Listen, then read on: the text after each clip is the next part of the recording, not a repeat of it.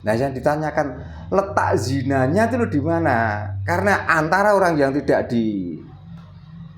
dicatat dengan catatan sipil, dengan orang yang tidak dicatat dengan catatan sipil, sama cara melakukan hubungan.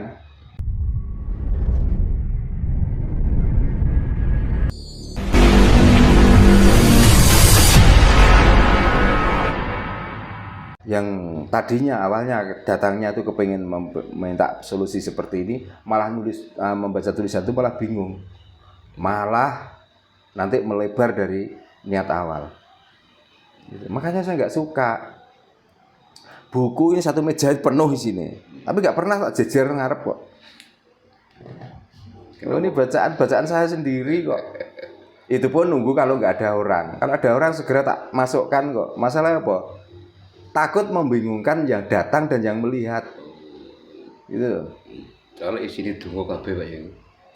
Ya itu terlepas itu doa atau apa kan tergantung orang yang memahaminya. Nggih, Pak. Kan gitu.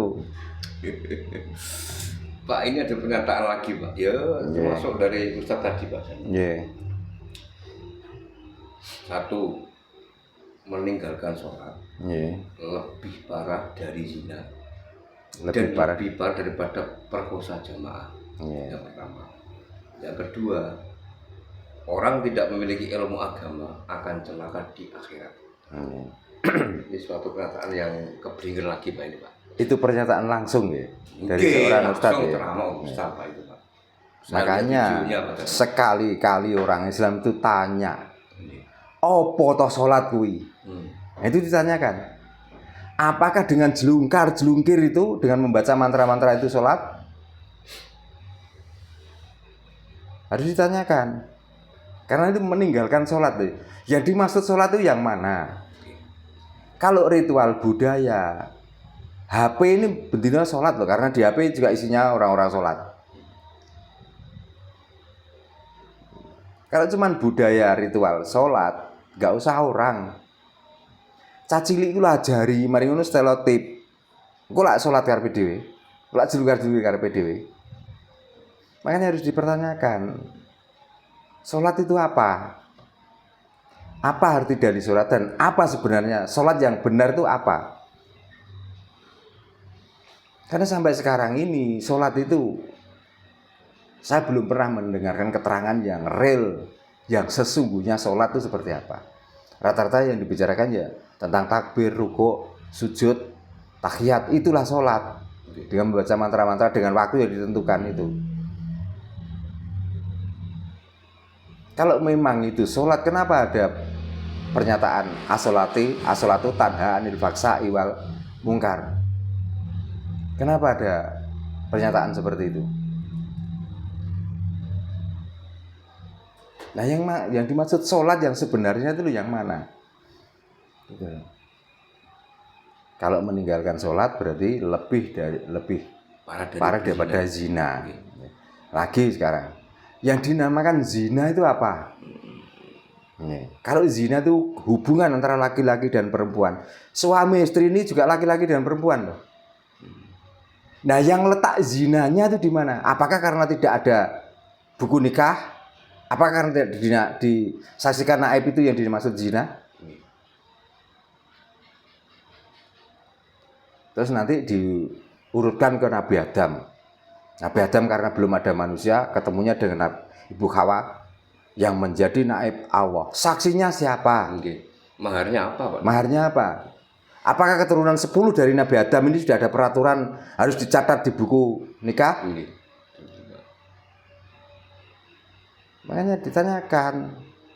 Berarti intinya menikah, zina, ononeh kumpul kebo berarti sama Pak ya? Maknanya. Itu kan omongan manusia saja yang sebenarnya kalau saya itu kadang-kadang gini loh, apakah orang itu ngiri ya sebenarnya?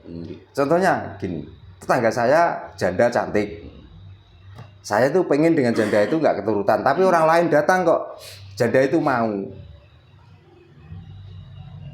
Tanpa dicatat di catatan sipil, tanpa disaksikan orang banyak, orang itu sudah berkumpul. Terus saya karena iri hati dan sakit hati, maka saya hukumilah bahwa orang itu zina. Nah, yang ditanyakan letak zinanya itu loh di mana? Karena antara orang yang tidak dicatat dengan catatan sipil dengan orang yang tidak dicatat dengan catatan sipil sama cara melakukan hubungan. Nah, ini saya tanyakan letak zinanya itu di mana? Gitu loh. Oh, dua-duanya sama. Ini hubungan antara laki-laki dan perempuan. Apakah kalau disaksikan naib itu sah? Kalau dinyatakan sah, sahnya di mana? Waktu hubungan juga dua-duanya sama, delik. Kan itu. Ini cuma formalitas manusia saja. Tentang yang lain-lain itu urusan Tuhan. Makanya kita itu jangan mendahului hukum-hukum Tuhan. Gitu loh. Mendingan kalau kita itu ngiri, ya cari lainnya wes rasa ngukumi wong liya zina, kumpul kebo dan lain sebagainya. Yang saya takutkan itu jangan-jangan orang yang punya hukum seperti itu dia mau menyalurkan hasratnya, dia tidak tercapai atau tidak rakyat turutan. Nah, khawatir kula iku. Terus gini Pak, tadi Pak Darno kan mengatakan bahwa sholat itu bener piye toh? Nah, zina itu piye kan gitu. Nah, kalau menurut pemahaman Jawa sendiri Pak, menurut apa Pak definisi? Menurut Jawa, sholat itu tidak ada masalahnya kok. Sembahyang. Yang ada sembahyang. Lah, orang Jawa tidak ada zina, yang ada rabi. Nah, kalau saya ditanya tentang sembahyang dan rabi, saya tahu bisa menjabarkan. Tapi kalau ditanya tentang zina dan sholat, ya ora iso, saya tidak kenal dengan bahasa sholat. Oh, juara kenal Pak ya? Tahu sholat itu ya karena kebanyakan orang yang melakukan ritual budaya seperti itu katanya sholat. Gitu kok. Nah, kalau orang Jawa itu sembahyang kok. Makanya saya kalau menjelaskan tentang sholat ya pertanyaannya jangan sholat, pertanyaannya sembahyang. Kalau rabi dengan menikah itu rabi dengan menikah. Nah, nikah kan sama bahasa sana. Orang sini zaman dulu tetap rabi.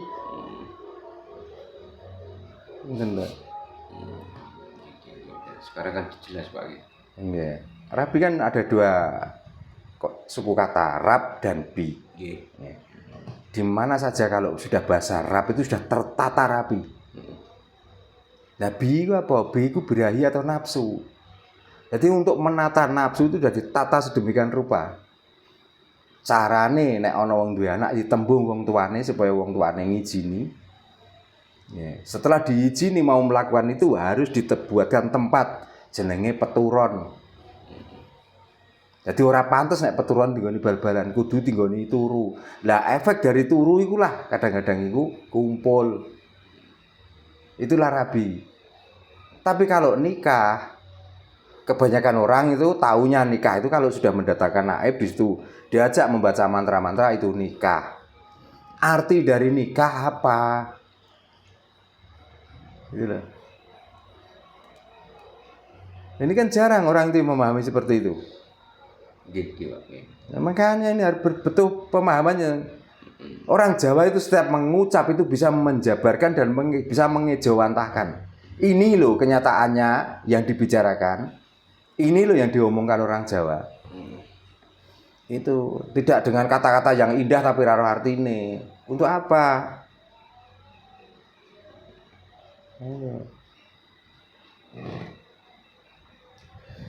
Tapi Jawa sendiri itu kalau menurut saya berarti juga ruwet loh Pak. Jawa. Kalau apa? Menurut saya pribadi ruwet. Ruwetnya gimana? Contoh, kita suka sama perempuan. Kita kan sudah suka. Orang tua juga sudah oke. Gara-gara hari betul gagal. Nah itulah arti dari rabi. Oh gitu ya. Makanya harus ditata sedemikian rupa. Beda dengan nikah. Rusak-rusuk ya. Sebenarnya wis kebelet ra kena diempet ya wis ngawur, masalah dino urusan guri. Padahal orang yang menikah pada hari itu dengan hari duluan hari. Berarti penak nikah Pak kalau rabi nek ngono Pak Darno iki. Nah makanya akeh wong nikah. Dengan yang rabi. Gitu loh. Makanya tatanan iki sak temene luwih gampang ndi to? Gitu. Luwih dipermudah mana? Dipermudah dalam arti ngawur loh. Nggih, nggih. Itu bukan dipermudah itu supaya benar loh.